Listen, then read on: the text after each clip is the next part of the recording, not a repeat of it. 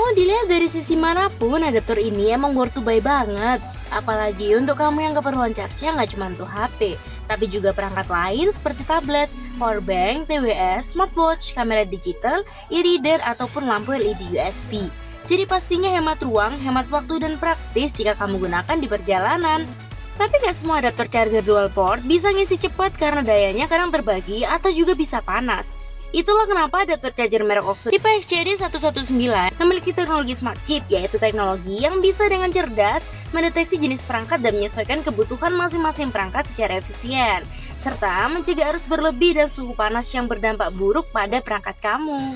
Nggak ada lagi tuh yang namanya ngisi lama ataupun panas. Nah makanya, yuk kamu pakai adaptor ini supaya hidup kamu lebih praktis. Dan jangan kira harganya lebih dari 100 ribu, kamu kasih uang 50 ribu aja masih kembali 20 ribuan. Yuk dibeli, hanya di Apple Computer ya untuk yang satu ini.